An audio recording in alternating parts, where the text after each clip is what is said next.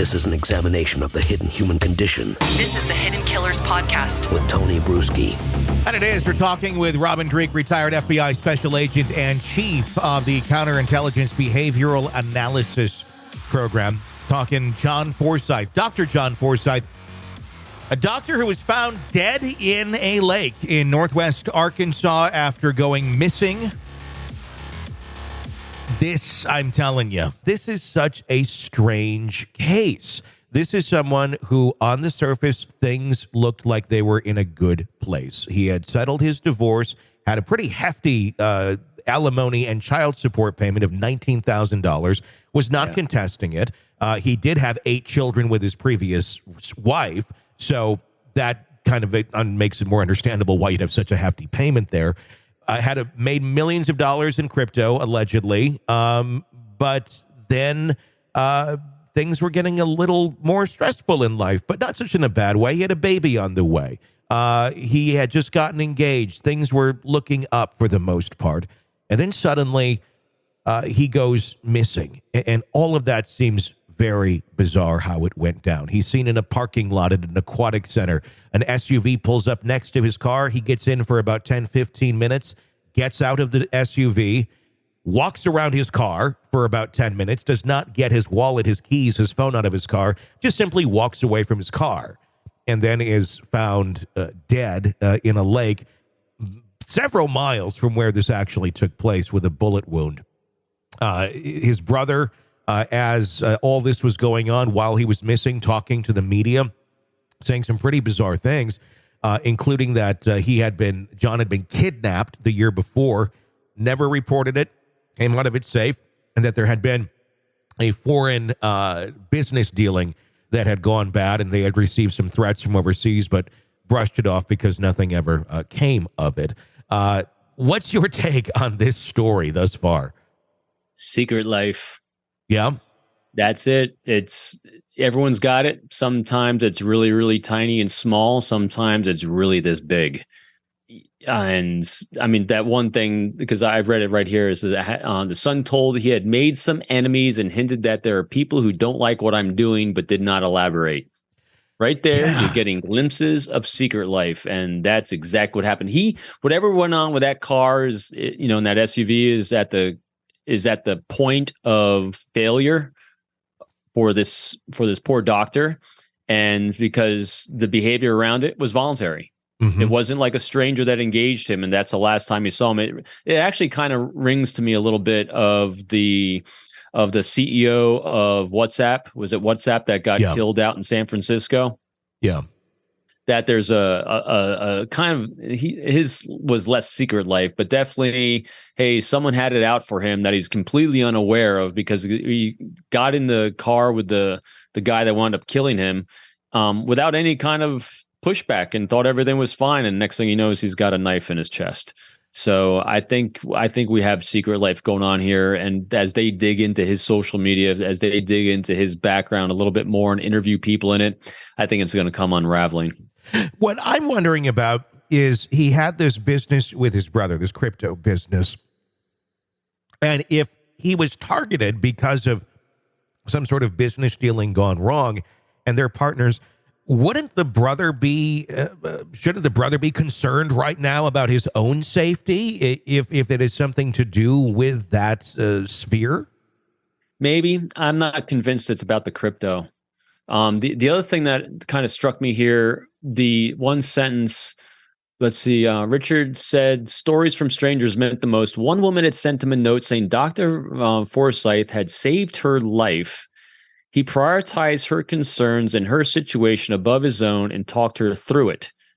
That's weird behavior. That's kind of strange language it doesn't sound like medical advice. See what I mean? I mean, that's kind of, what's that?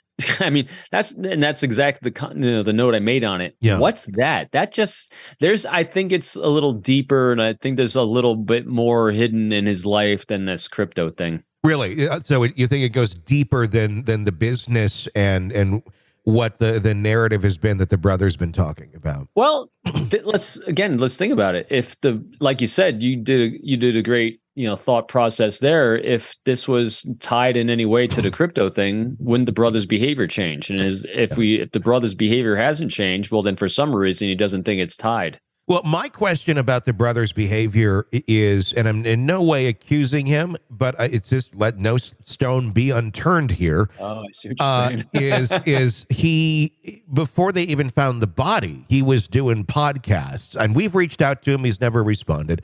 And talking about him being kidnapped the year before, about having this weird narrative of someone being upset at them overseas with their business. I don't know. It just seemed like a very odd, ominous narrative being told by someone before we really know much of anything. Already getting out there, oh, he's kidnapped the other year, but nobody reported it. That number one seems bizarre. Like, did this even happen? Because supposedly nobody really knew about it other than the brother and John Forsythe. And as well as the weird business dealings. As far as we know, only those two knew about it, and now it's only being talked about out loud once John's missing. So either this is the brother, those two had a pact, and it's like, let's not talk about this to anybody. And now that the brother was missing, John's missing, you're just trying to be a good person and let everything out there and say everything you know in hopes of getting your brother back. That could completely be the motive. Or you could be trying to tell a story to steer a thought process in another direction if you have something to do with it. And I don't know either way by any means, but it's an interesting observation. It's very bizarre what the brother is saying, if to be true, that this actually happened to John prior.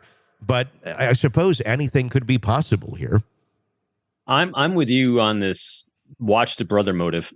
Yeah. Because like you said, you lose someone who he says he's so close to, and if it's so tied to things that were going on in his life, so it's either he was completely witty enough to know he's not a threat, or he's part of it. I mean, see what I mean? It was just, there's something weird, because I'm with you. It's just weird. It's one weird or the language. Other. I would think the brother, the brother probably knows more. So I hope to God they are sitting there and grilling him and questioning him and trying to find out anything that they can, because I would think that will help lead this investigation either away from the brother or towards the brother. And if he has nothing to do with it, hopefully then it goes in another direction. I just find it very odd. Well, here's what he does have something to do with. He has more information that can be helpful. Mm-hmm. And this kind of goes to, I think, the bedrock of all these really incredibly complex cases. And that is, if you have law enforcement that's involved, that you have some senior people that are just great interviewers. You just need a really good interviewer to be able to make those connections, to inspire someone to feel safe enough to share things that might not want to share with other people. Mm-hmm. And so I think these things, if you have some really good interviewers in there, you can really learn a lot and move this needle forward in a direction that's going to solve these things for others and bring some justice and some peace of mind. Because, this one's really strange, boy. I had heard one interesting idea on this, and it's from my fiance. Last night we were talking about this case, and she always brings up perspectives that I don't think of, which is always interesting and good. Okay, what if the van that he got into, because he never got back into his car to get his stuff, did he buy a weapon at that van? Maybe an unmarked weapon. I don't know if he had any weapons or had in his home, in his possession, but if he didn't want to be seen as committing suicide, maybe go and get a weapon that's not yours from some sort of dealer, gets it in the van, takes it out to the woods or the lake and kills himself. The one thing that kind of breaks that mold is he was found nowhere near where this aquatic center was. He's found in a different state. He was found in Arkansas, which not that far, truly, by driving. But if you're walking it, that's quite a trek to end up in Beaver Lake from where he was found. Yeah, I'm not so convinced on the suicide aspect of this. No. The patterns I'm seeing of life from what we see, because we're getting a very small glimpse of these people's lives that we have great conjecture on. Sure. I'm not seeing a lot that I'm thinking we got suicide. I'm not ruling it out. It's an interesting theory, and again, I wouldn't rule it out. But at the same time, though,